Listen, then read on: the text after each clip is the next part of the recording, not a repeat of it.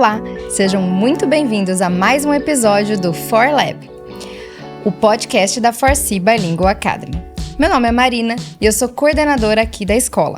E hoje estou aqui junto com a Sara e a Juliana para discutir um tema muito importante: pensamento crítico na era digital.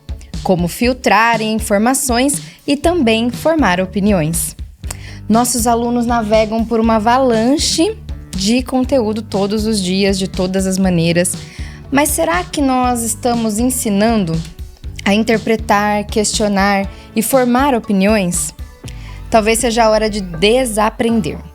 A velha ideia de que a informação é conhecimento. E reaprender que pensar é mais importante do que saber de tudo. E nós vamos começar então aqui apresentando as nossas convidadas, Sara e Juliana. Sara, por favor. Obrigada, Marina. Sou a Sara Hughes, sou mantenedora da escola ForSee Bilingual Academy. Eu sou apaixonada pelo desenvolvimento das pessoas dentro de uma sociedade em transformação digital. Então, trabalho muito essa mudança que nós temos que fazer, tanto nossas habilidades, como a forma que a sociedade vai resolver os problemas que nós temos e como que as pessoas são as pessoas que vão fazer isso. Então, o que temos que fazer? Muito interessante. Sou Juliana Stoniolo, sou diretora da ForSee Bilingual Academy e da ForSee Learning, um braço aí de formação de professores da nossa escola. E sou apaixonada por aprender, ensinar, conviver e realmente acredito que a inovação acontece cada dia na escola. Dividir pensamentos é importante, estar com as pessoas para aprender faz parte desse dia a dia. Então, falar sobre o digital num mundo em que hoje estar junto também pode ser e deve ser digital é algo que me interessa bastante. Então, vamos começar por um dilema enviado por uma das nossas ouvintes.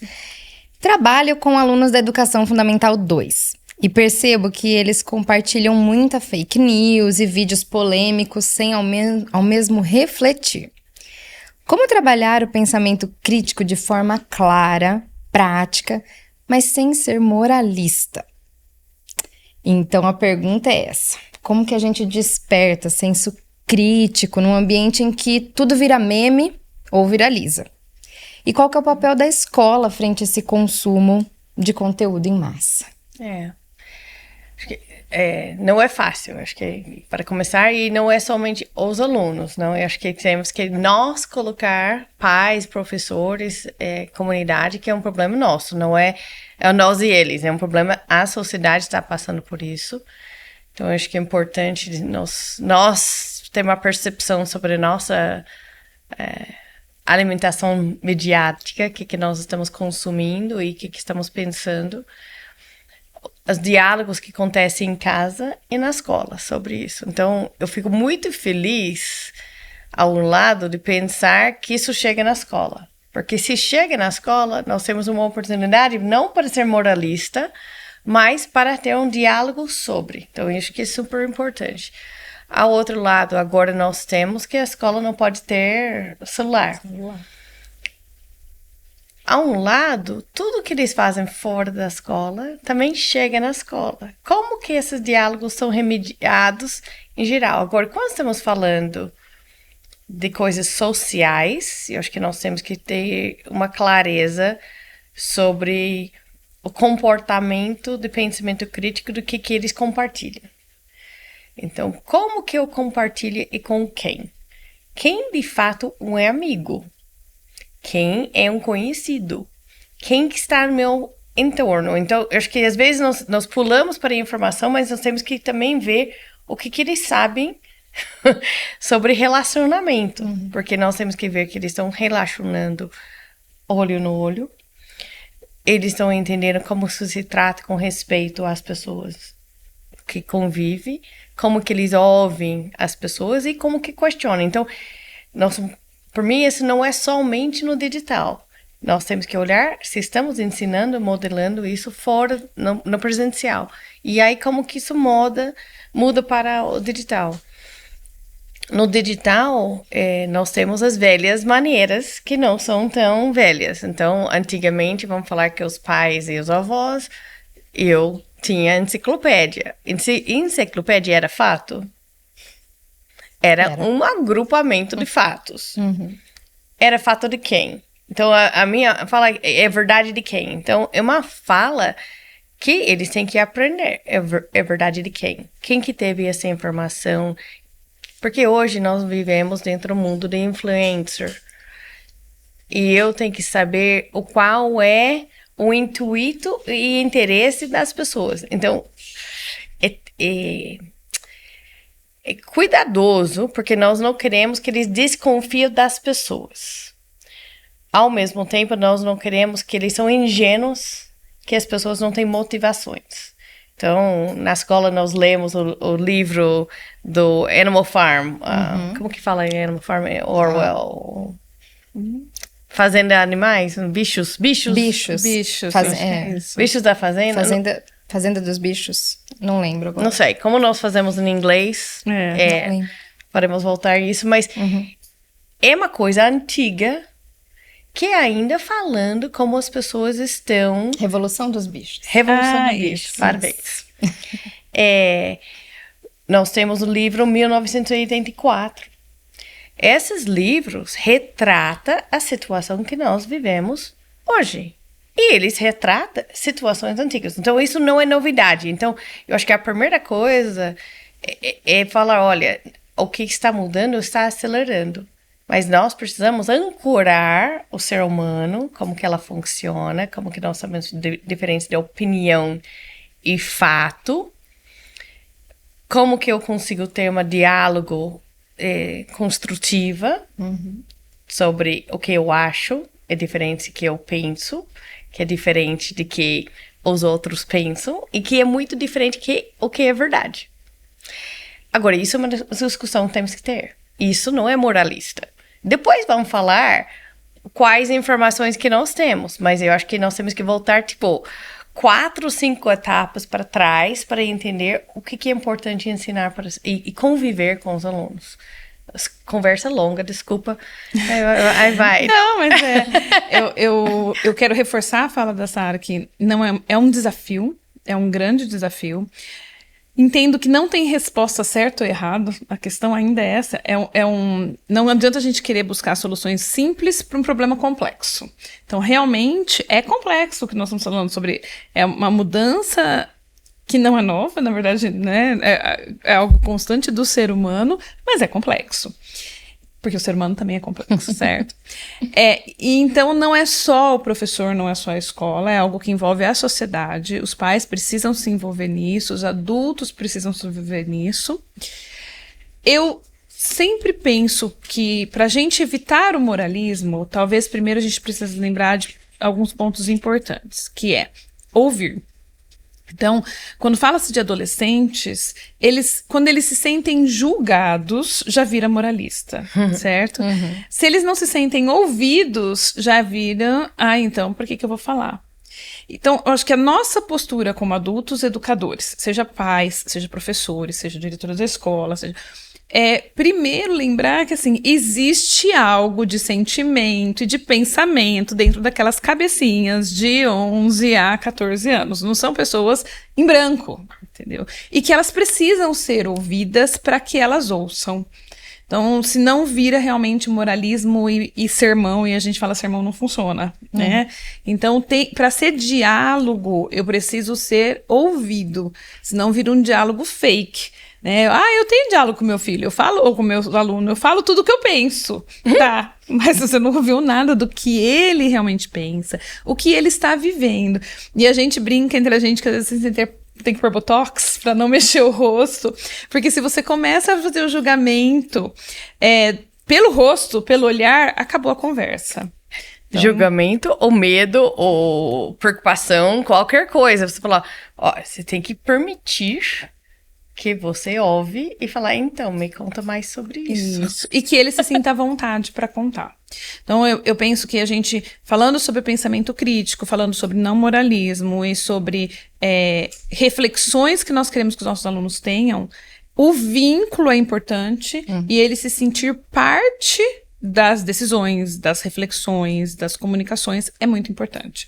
Então, a gente tem uma experiência com o celular, a questão da... né, agora não pode mais usar celular na escola. E na nossa escola, eu senti muita tranquilidade, porque assim, até o 9º ano a gente já usava apenas para propósito pedagógico. Quando veio para o ensino médio, eles podiam antigamente usar apenas no andar deles. E apenas no break. E apenas no break, a não ser que fosse para propósito pedagógico. Mas era uma mudança grande. Deixar de usar no break, nós somos uma escola período integral, então deixar de usar na hora do almoço, no break, que seja, era grande.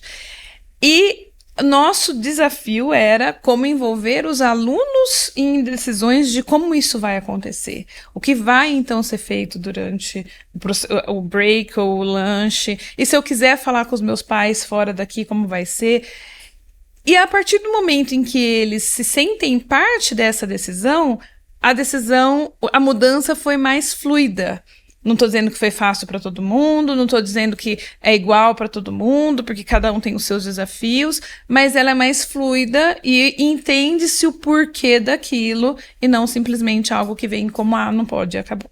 Então, acho que esse é um desafio, de novo, para nós olharmos como educadores, mas se sentir parte faz diferença para os adolescentes, e eu só me sinto parte naquele lugar em que eu sou ouvido, sou olhado, mesmo que a pessoa não concorde comigo. Que eu acho que é outra questão, assim. Lógico que eles vêm com diferentes opiniões, que às vezes a gente fala, meu Deus, o que eu vou fazer com essa fala? Né? E nós precisamos ouvir. Tudo bem, mas essa fala existe por algum motivo, dentro de algum contexto. Então, a pergunta que é sobre espalhar fake news, que é sobre compartilhar algo muito rápido... Sem pensar, se a gente não trouxer primeiro, assim... Primeiro para nós, né, para este momento, por que isso acontece e impacto disso, nós não vamos conseguir que eles pensem também. Então, não são só eles, adultos também fazem isso, a sociedade faz isso, mas precisamos entender o porquê que nós estamos nos levando a esse comportamento. Acho que tem um lado que a Juliana está colocando que não é somente cognitivo, tem sentimentos envolvidos. Uhum. Então, às vezes, como adulto, temos que lembrar, tanto os pais, super importante, além do Botox, tipo... Poker face. Poker face. Sim, a minha pergunta que eu faço para todos os adultos e as crianças é o que te faz pensar isso, né? Uhum. Para ver de onde veio. Porque a convívio deles e o impacto de certas coisas é muito diferente que a minha. Então, eu posso escutar a mesma coisa, mas para mim eu não prestei atenção. Mas para eles é 80% do convívio deles. E para eles é um impacto outro. Então, eu tenho que entender o sentimento que isso dá neles. E eu tenho que entender que eles têm... Eles falam que eles sabem tudo, gente, mas não é verdade, tá? Como nós não sabemos tudo. Eles não sabem disso, eles não têm o autoconhecimento, não têm noção que eles não sabem tudo, eles acreditam que eles sabem tudo. Então, nós não podemos julgar, falar, você não sabe tudo, não ajuda. Tem que ter uma conversa e falar, olha, vamos criar estratégias.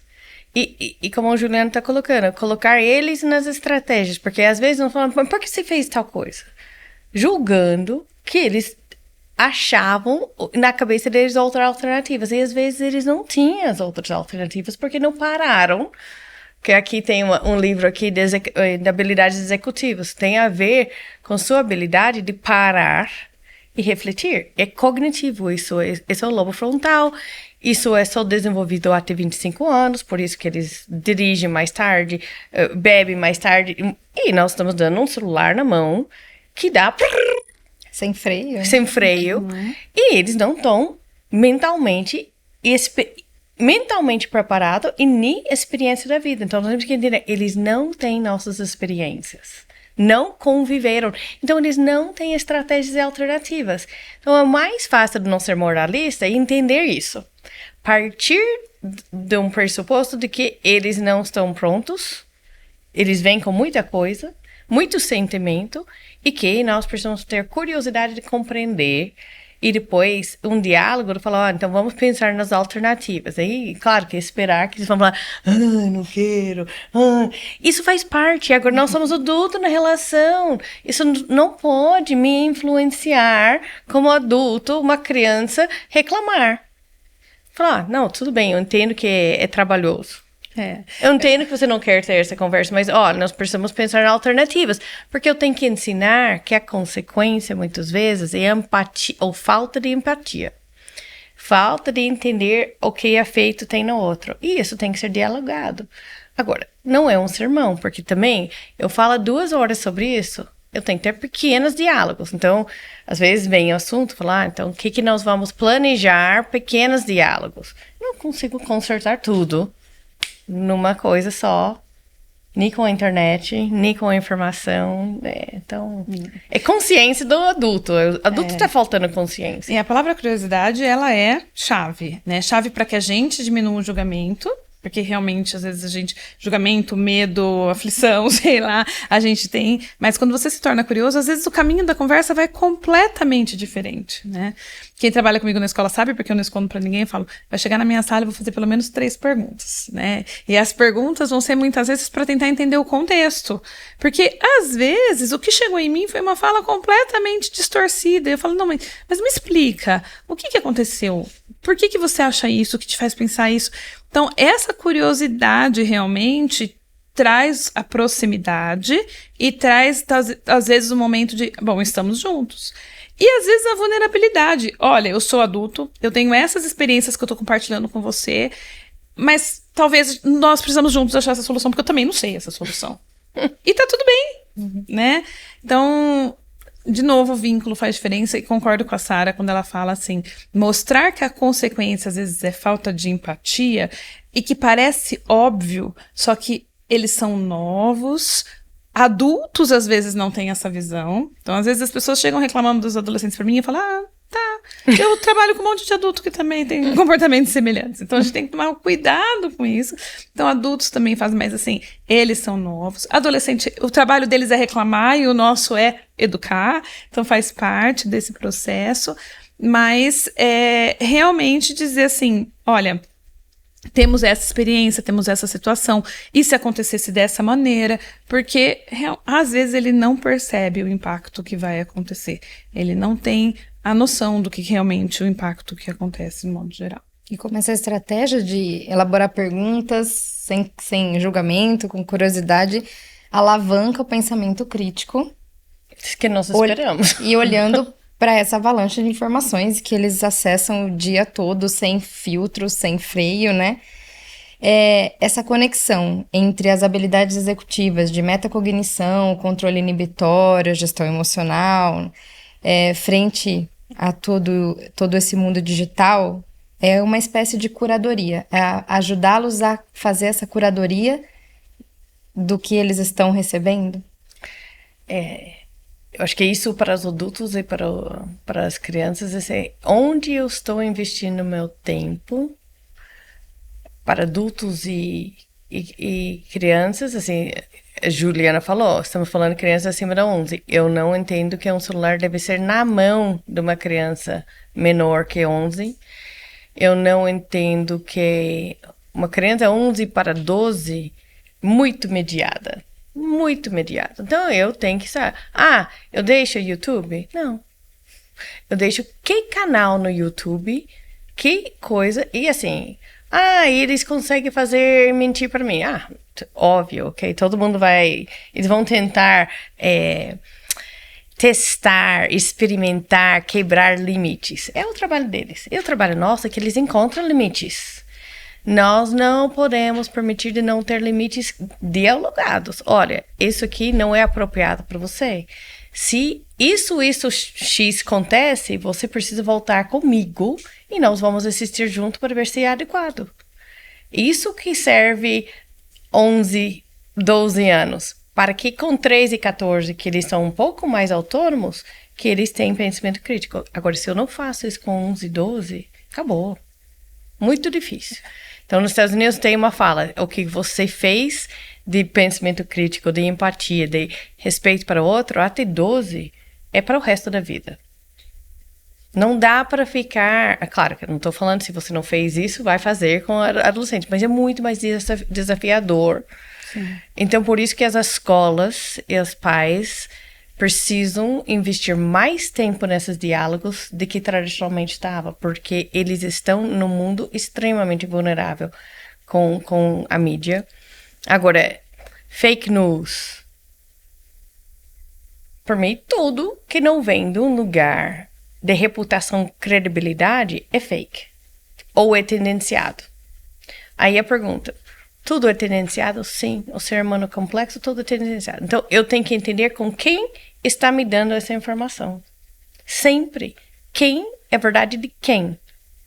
Aí, o correto é falar, tá bom, então vamos pegar alguém que pensa mais assim, alguém que pensa mais assim, vamos ver a reputação.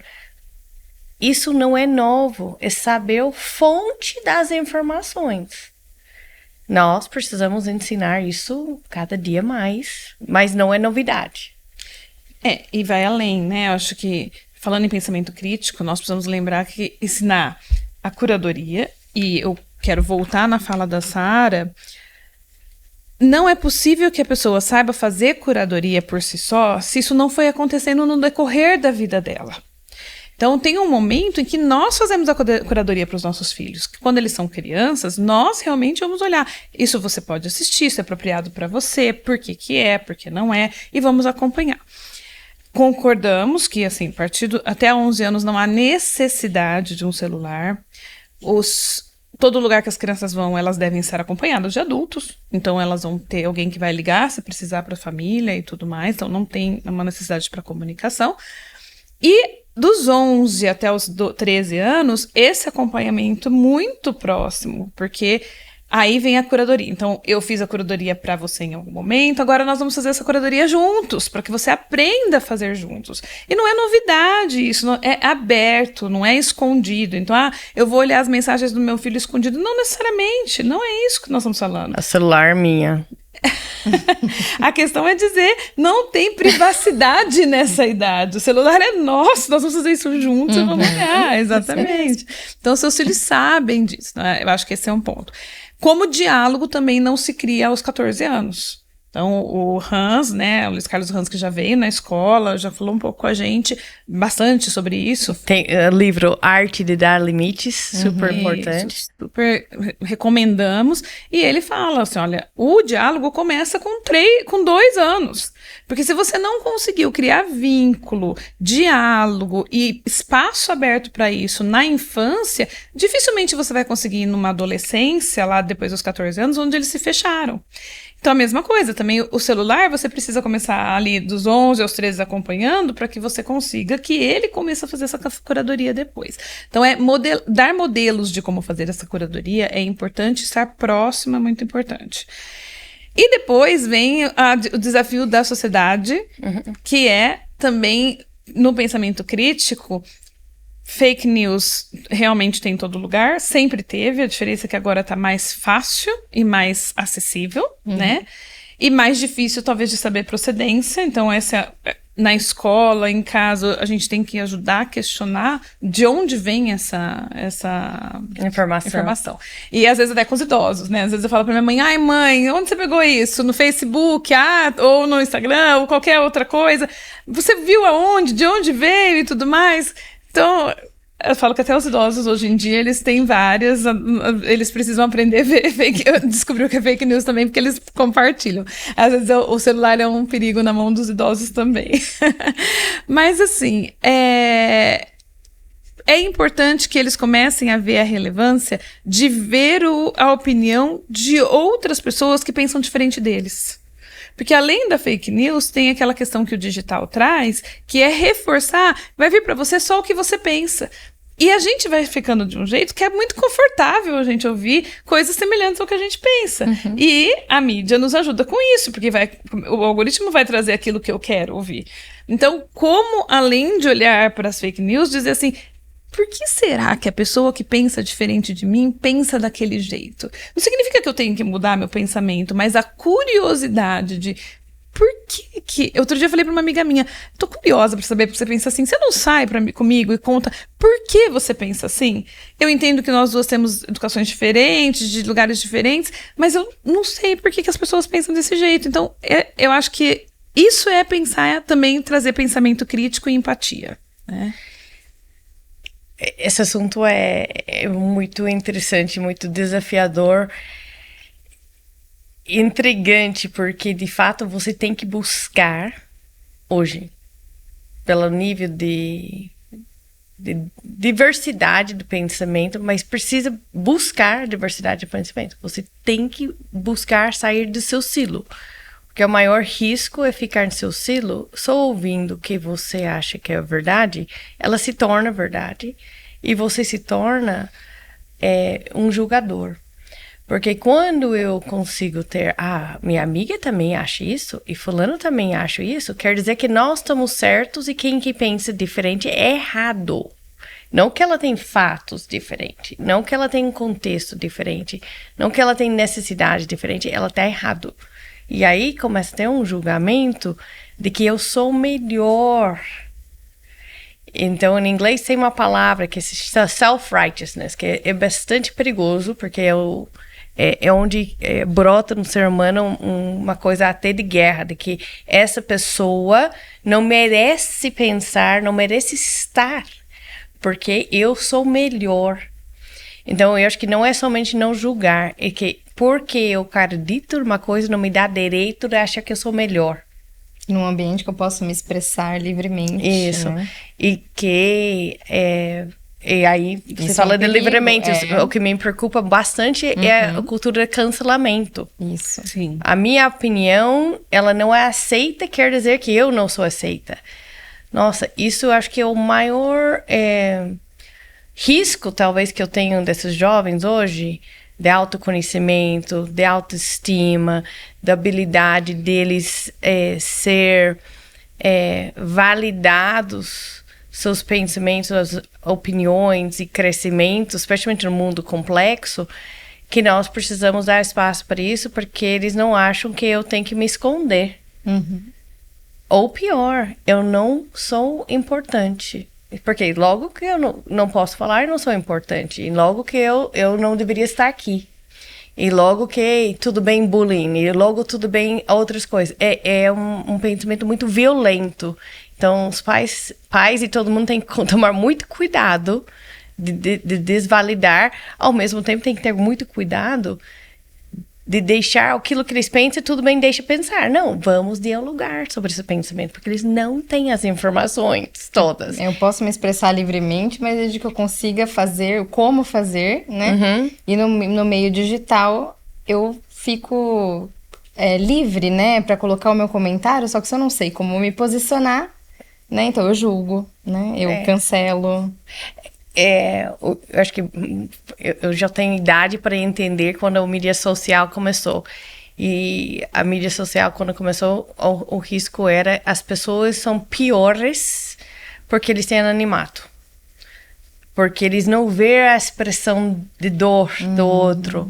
Porque eles não conseguem ver a empatia. Então, a distância e anonimato das coisas faz que as pessoas fazem coisas piores do que se fossem presencialmente, normalmente. Do mesmo jeito que bullying só acontece normalmente com audiência. A falsa sensação de segurança. A falsa sensação de segurança, achar que eu tô melhor e que todo mundo está me validando.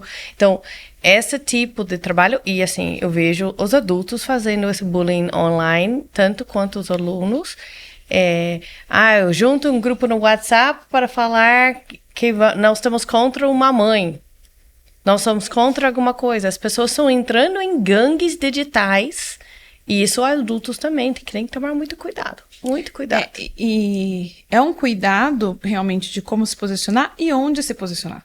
Porque assim, todos podemos nos posicionar, mas eu diria isso pessoalmente, olhando nos olhos da pessoa, né? Ou eu estou dizendo justamente ali sem pensar. Então, é desafio para os adolescentes e para nós. Olhando, né, para os adolescentes, uma preocupação que eu tenho é também quando os adultos ignoram o que está acontecendo, porque às vezes é mais fácil. É mais fácil eu simplesmente deixar acontecer, ou deixar, nem saber onde, com quem que meu filho está falando, tudo mais, que eu confio, e tudo bem, vai chegar um momento em que você vai confiar, mas cuidado, porque se ele não está sendo visto, não dá tempo de ter o diálogo, não dá tempo da gente intervir. Então é algo que a gente também precisa ficar bem atento. Dá trabalho, dá trabalho. E eu falo que, assim, agora, eu tenho 2 filhas, e são 4 anos de diferença, mas eu senti em 4 anos a diferença. A primeira filha, quando ela ganhou o celular com 11 anos, não existiam grupos de WhatsApp. Então, o acompanhamento era que era a conversa dela com outras pessoas, o que as outras pessoas traziam e tudo mais.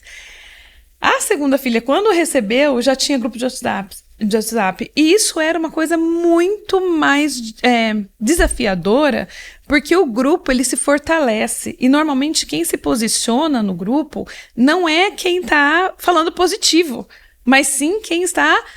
O bullying. Inflamando. Exatamente, inflamando uma discussão que não é saudável. Dificilmente a discussão no grupo do WhatsApp ela é saudável e positiva. Porque, e aí aqueles que têm uma visão contrária, como aquilo foi inflamado, ele não consegue se posicionar. Então eles ficam em silêncio. Então a conversa foi muito mais desafiadora, e com os grupos de WhatsApp, agora que existem, né, por conta disso. Eu falo que a discussão, os nossos filhos vão para a praça pública e vai lá acontecer sem intervenção de adultos, se nós não estamos olhando e acompanhando. Então, o que acontecia antes no parque da escola, com a supervisão de professores, educadores, e aqui a gente consegue intervir. Então, eu agradeço quando acontece na escola, às vezes fica uma situação bem complicada na escola, falar, que bom que aconteceu aqui. Que oportunidade pra gente, né? Porque se acontece longe dos nossos olhos, nós não temos como intervir. E aí, a rede social, a internet, o mundo digital, muitas vezes está longe dos nossos olhos, se nós não nos envolvemos. Então, vamos puxar esse assunto para a escola. E a Sara falou no começo sobre as enciclopédias, né, quando era a única fonte de informação, e hoje nossos jovens estão consumindo conteúdo e informação por diferentes fontes, sejam digitais ou mesmo por livros, e aqui na escola a gente não utiliza somente um livro, também para pensar nesse processo de pesquisa, curadoria, informação de outras pessoas, outros contextos, né, e para abrir espaço para pensamento crítico. Então, pensando nisso, quais práticas da escola, né, ou das escolas, que acabam sufocando esse pensamento crítico, mesmo sem querer? Olha, eu acho que nós temos falado bastante de ouvir, não? E saber o que é significado para o aluno. Então, eu acho que o que sufoca é o professor, infelizmente, com muito planejamento, muita coisa para passar, conteúdo cheio, de um livro cheio, tem tanta coisa para falar que não dá tempo para o aluno falar. Aí nós temos que pensar, olha, se todo o conteúdo que eu tenho para dar, provavelmente vai ser diferente daqui a 10 anos, então eu preciso ser mais sucinto, professor, e dar, no mínimo, 1/3 da aula tem que ser para os alunos falarem e ouvir os alunos. Então, eu acho que isso é a primeira coisa. Então, nós falamos de atualidades. Estamos falando de atualidade. Então, fala, olha, alunos, amanhã eu quero que cada um me traz uma fonte de informação que vocês estão ouvindo. Vamos falar quais são os assuntos que estão colocando? Escuta que assuntos que eles estão interessados. Aceita, acolhe. Falar isso na sala de história, isso na sala de geografia. Será que é isso? Permite e começa a ter diálogos. E aí você consegue ter fontes, consegue trazer outras coisas. Então, essa é uma ideia de dar espaço para o aluno. E puxando isso, Juliana, você acredita que dentro da escola há um receio de abordar assuntos como esses dentro de sala de aula? Sejam atualidades, política ou mesmo as redes sociais com os alunos, principalmente os adolescentes? Eu acredito que sim, porque há um receio de abordar isso na sociedade, e a escola ela é um reflexo da sociedade. Eu acho que há um receio, às vezes, pelo que a Sara colocou, que o currículo extenso não vou gastar tempo com isso. Eu vou perder tempo, porque isso vai causar polêmica. Então, muitas vezes, a noção de tempo, de o que eu quero dar, e às vezes o que entrar numa polêmica dessa, eu acho que faz diferença, porque as pessoas não querem usar esse tempo. E também porque como lidar com as diferentes opiniões dentro de uma sala com 20 alunos, 25 alunos, mais a sua opinião, é desafiador. Então, eu citei em outros momentos, né, cito aqui na escola também, a questão de como lidar com, quando a gente conversa com pessoas que pensam diferente da gente, como a gente achar aquilo que há de comum, qual é o nosso interesse em comum. Então, esse desafio não é ensinar um conteúdo, mas é ensinar como tratar o outro, como respeitar a visão do outro, se posicionando também. Porque ninguém está querendo dizer assim, você tem que guardar e engolir a sua opinião. Ao contrário, queremos que todos se coloquem de uma maneira educada e que considerem a opinião do outro. Você pode mudar a sua também, não é proibido mudar a sua opinião, né? Então, eu acho que é desafiador, sim, e muitas pessoas ainda evitam, porque é desafiador na sociedade. Eu acho que esse negócio da escola não ter política. Eu acho que o território talvez mais seguro todo mundo traz, e não é a opinião que traz. Que fatos que você tem. Então, vai colocando os fatos. Porque isso fala isso. Tá bom. Aí começa a falar que fatos são mais relevantes ou importantes ou prioridades para quais pessoas. Porque isso que tem que ser trazido para a sociedade é que tem ponto de vista diferente. Então, quem são o público-alvo disso? Tem os adolescentes, tem os pais, tem as pessoas que moram num bairro X, que moram nisso. Então, o trabalho na escola não é debater a opinião quem é certo e errado. Não é isso. Aqui não é trazer a empatia ao ponto de vista e os fatos que são mais relevantes para um para o outro. Aí não estamos aqui para decidir, mas pensamento crítico, eu tenho que saber, estou com todos os fatos mesmo? Será que todo mundo acha esses fatos relevantes? Aí que tchan. Sim, e aí a Juliana você trouxe sobre o algoritmo, né? E falando em como eles consomem conteúdo hoje, como ajudá-los a treinar esse algoritmo, né? Ou quebrar esse algoritmo para que haja um melhor consumo, né? Desses conteúdos, ou que eles tenham acesso a mais visões acerca do mesmo conteúdo para poder se criar esse pensamento crítico no assunto, né? Eu sempre volto que como ajudá-los a fazer isso está ligado ao desenvolvimento do pensamento crítico. Então, tem momentos que nós temos que parar e quebrar o algoritmo de dizer, olha, vou parar, vou deixar de seguir algumas coisas porque eu estou interessado em outros assuntos e vou começar a buscar e interagir com outros assuntos. Então, avaliar suas redes sociais de tempo em tempo, acho que é uma boa estratégia, sim.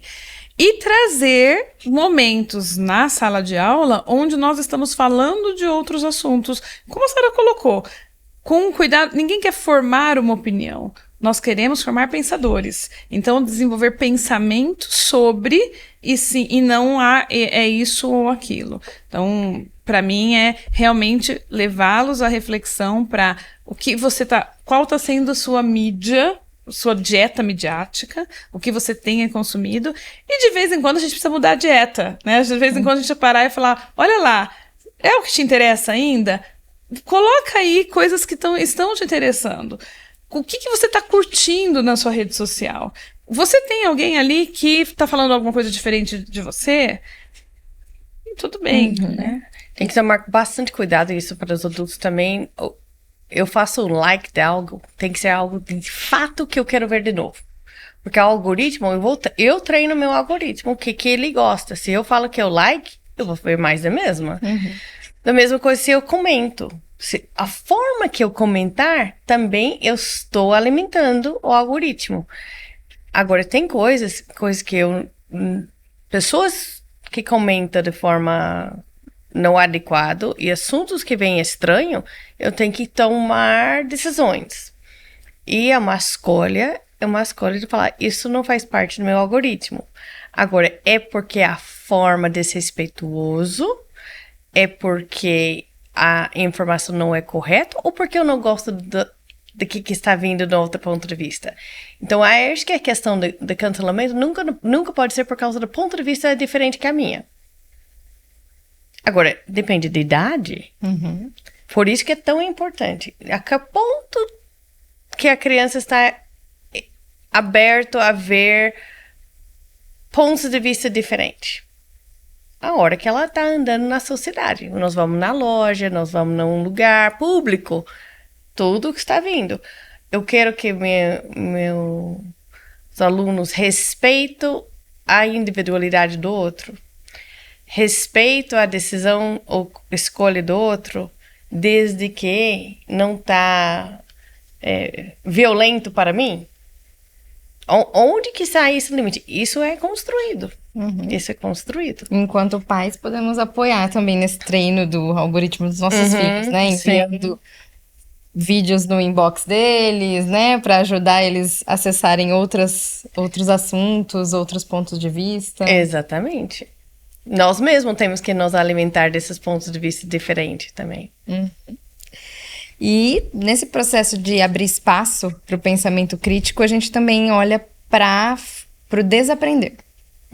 Desaprender para dar espaço para reaprender, né? Então, o que vocês entendem que é preciso desaprender? Então, falamos um pouquinho sobre é preciso desaprender que informação é conhecimento, que a ideia é que o professor tem que ter sempre a resposta, ou que tem que estar sempre falando e dando, né, informações, que talvez que eu deva não me posicionar ou ficar em silêncio em temas polêmicos.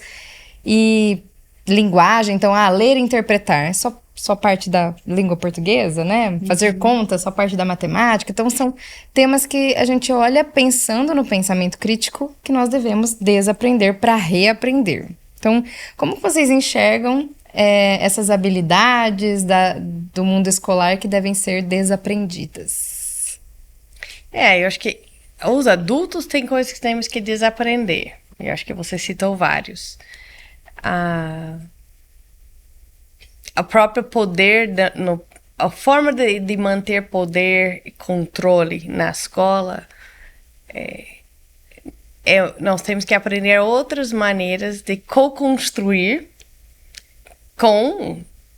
claro que os adultos sabendo e com objetivos, mas se nós entendemos que a maneira que nós controlamos está funcionando, estamos com problemas de muita disciplina, provavelmente nós não estamos escutando bem. Então, talvez nós temos que desaprender dar sermão e aprender a ouvir mais. Eu acho que essa curiosidade talvez é o número 1. Porque nossos pais, os pais antes deles, era mandar e ficar quieto. Agora, eu acho que os adultos precisam desaprender. É difícil isso. Uma competitividade de superproteção do filho tem que desaprender. Porque o filho tem que conviver com outros. Ele não vai respeitar outros se eu não permite que ele convive arriscando. Então, a superproteção, às vezes, ela é negligente. E ela tira a resiliência da criança. E um pouco o Juliano falou, na escola também tem coisa que nós somos super protetores do nosso conteúdo, do nosso conhecimento. Então, eu tenho que, no mínimo, falar, olha, se eu abro espaço para aprender uma coisa nova, tem algo que eu posso falar que valeu a pena aprender 15 anos atrás, mas agora não é o mais precioso para esses alunos? E isso é difícil. Eu fico pensando nisso, assim, eu não sei se é desaprender, se é deixar de ter medo, sabe? Mas acho que a gente precisa desaprender a ter a certeza de que aquilo é necessário, falando de quantidade de coisas, né? Então, desaprender a necessidade de dar muitas coisas, e talvez aprender a necessidade de aprender a escolher quais são os assuntos e as habilidades realmente em que eu tenho que investir tempo. Eu lembro uma vez que a Sara fez uma metáfora há muitos anos, eu uso até hoje, que é qual vai ser o lance do gol. Então, assim, se eu tô num jogo em que tá jogando a bola para todo mundo, é necessário jogar a bola para todo mundo, dependendo da jogada, mas vai ser aquele lance que eu vou fazer o gol. E às vezes a gente fica querendo que todos os lances sejam gols e não vai acontecer, porque vai ficar superficial. Então, a gente precisa escolher qual é o nosso gol, qual é o nosso lance importante na jogada, né? Então, eu acredito isso, assim, nós precisamos desaprender a valorizar quantidade para valorizar qualidade e importância daquilo que realmente vai fazer diferença para os nossos alunos, professores, pais, no dia a dia, na sociedade atual. Né? Acho que essa é uma das coisas. Acho que é a intencionalidade dessa escolha. Então, o hábito. Estou fazendo faz 15 anos, estou fazendo isso, eu já dei essa aula do mesmo jeito várias vezes. Eu tenho que falar, então, eu vou jogar fora essa aula. Eu vou começar de zero. Porque se é uma escolha. Eu intencionalmente vou mudar algo. Agora, eu tenho uma outra fala sobre futebol, que também... Quem que marca gol? O jogador, o atacante. Quem marca gol é quem se desloca. Porque você está olhando para a pessoa que se está se deslocando para ser pronto. Então, como professor, tem que pensar, eu tenho que me deslocar para fazer o gol. Eu tenho que mudar, eu tenho que estar vendo o que eu mudo do objetivo para que isso aconteça. Que muitas vezes é o goleiro, que vai sair de lá do outro lado para fazer o gol aqui, né? Depende, mas assim, eu tenho que olhar a cena e falar, olha... E raramente um gol acontece sem ter a intenção do gol, certo? Sem querer. Então, saber onde nós queremos chegar faz muita diferença. Sair da zona de conforto. Sair da zona de conforto. Então... Olhando para essas habilidades de o que a gente precisa desaprender e reaprender, aqui na escola nós trabalhamos com projetos, né? Então, os alunos se arriscam com projetos, a escolha do tema vem daquilo que ele tem vontade de aprender. E nós temos professores que muitas vezes precisam desaprender, né? Porque muitas vezes nós escolhemos ser professores inspirados por professores que tivemos, que professavam, que traziam informações, e como é difícil quebrar essa visão do professor à frente, especialmente quando estamos na sala atuando como tutores de projeto, em que o nosso papel é mediar, é facilitar, é trazer perguntas e referências e ajudar com conexões, né? Guiar o projeto do aluno, mas sem uma interferência dizendo o que você tem que fazer, que horas você precisa fazer, qual que é o processo, né? Tem sim uma estrutura, afinal, para ser criativo precisa ter uma estrutura, um guia de projeto, mas como deixar isso livre? Então, como vocês veem a prática de projeto dentro da escola e como ela alavanca o pensamento crítico do aluno e também do professor? Eu acho que é importante para falar que o projeto não é algo que as pessoas querem aprender. Eles devem ser uma pergunta que eles querem responder. Então, o projeto da autoria, queremos primeiro que ela venha de uma autoria de uma curiosidade genuína. E isso vem com uma motivação. E eu acho que penso que o professor que nós, na verdade, conectamos, os melhores professores que nós conectamos e que nós lembramos, não é para o conteúdo que eles nos deram. Era para a vibração que eles tinham sobre uma aprendizagem deles, um amor para aprender, e muitas vezes pela maneira que eles nos trataram. Sim. A maneira que nós entendemos que nós éramos vistos, nós éramos importantes também. Então, essa conexão do professor que eu acho que deve ser colocada como facilitador é, se eu estou ajudando ou outra pessoa a ser motivado para a sua busca, e eu mediando a como que essa pessoa pode melhor escolher fontes, posso questionar, eu não estou dando, eu estou ajudando com pensamento crítico e eu estou gostando e amando o que essa pessoa está aprendendo. Construindo junto. Construindo junto. E esse processo que eu tenho que amar. E não o final. O final é consequência. E assim, uma grande porcentagem do tempo você está aprendendo junto. Seja o assunto, seja sobre o aluno, seja sobre relação aluno e professor. Então, eu acho que o momento do projeto, ele traz o aluno como protagonista, porque o aluno escolheu a pergunta que ele quer responder, porque ele precisa pensar e questionar sobre isso. E quando o professor se coloca ao lado dele, né, e não à frente, professor, mas sim ao lado dele, estamos juntos nessa jornada aqui.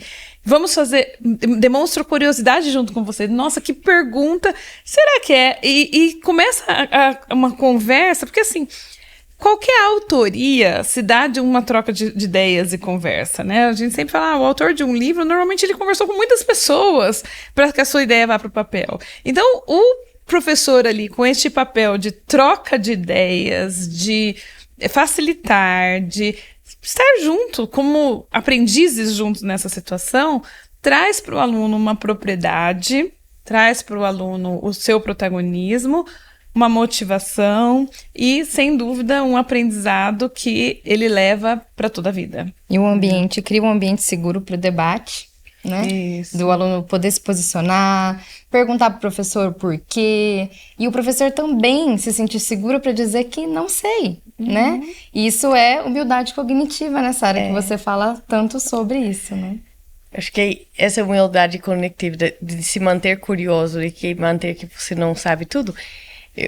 Eu vejo algumas professoras às vezes chegam, mas eu acho que eles deveriam gostar de uma direção na pesquisa. E o professor quer levar para uma coisa talvez mais óbvia, mais tradicional de consequência. Mas o aluno está mais curioso em outra coisa. E aí o professor fica dividindo, mas será que vai ser válido? Então, o professor às vezes sofre com o julgamento da validade da curiosidade do aluno. E jamais. Você fala, olha, se eu quero saber o material do carro, da Fórmula 1, que foi usado lá atrás, que também foi na guerra. Professor, mas isso não dá nenhum livro didático. Isso aí não é uma coisa que é válido. Isso vai te levar onde? A ter curiosidade, a buscar, a entender. E lá na frente pode ser isso que vai ser o futuro dessa pessoa. Então, tem que tomar muito cuidado de podar. E às vezes também é pelo medo de não conseguir orientar sobre o assunto. Não é um assunto que eu domino, como é que eu vou orientar? Mas a questão do projeto não é orientar sobre o assunto, é orientar sobre o pensamento, sobre o questionamento, é compartilhar essa curiosidade. E é difícil às vezes entender, né? E às vezes o como. Vamos pensar nas habilidades executivas, é como organizar, olha, cuidado, você, então, falamos muito como adolescente de ser espelho, não? Nós combinamos, ou você me falou que você queria ter pesquisado tais lugares até essa data. Então, esse foi um compromisso que você comprometeu. Eu tô vendo que tá chegando perto e você não conseguiu ainda. Quais são as alternativas e estratégias? Tem alguma coisa que você está pensando diferente? É alertar que aquilo que você queria talvez não tá. Porque isso é a metacognição. E o professor, o pai, nessa hora, está ajudando essa reflexão. Agora, se nós vamos lá falar, você falou que até tal dia você ia ter tantas coisas. Você não fez. Não vai fazer e não tô vendo como. Isso não é diálogo, mas isso é que tem que desaprender fazer isso, tá? É uma grande desaprender. Eu ia falar isso, é mais um desaprender de que o professor precisa saber todo o conteúdo, todo o assunto para poder compartilhar, para poder e que o papel do professor é cobrar ao invés de estar junto e refletir. Dar o scaffolding, né? Que é esse andaime para o aluno conseguir depois sozinho, né? Bom, estamos nos encaminhando para o final do nosso podcast aqui sobre pensamento crítico. E você, já pensou como desaprender te faz pensar mais e com mais clareza? Compartilhe esse episódio e mande o seu dilema, que a gente se vê no próximo episódio do For Lab, o podcast da For Si Bilingual Academy. Obrigada, meninas. Obrigada.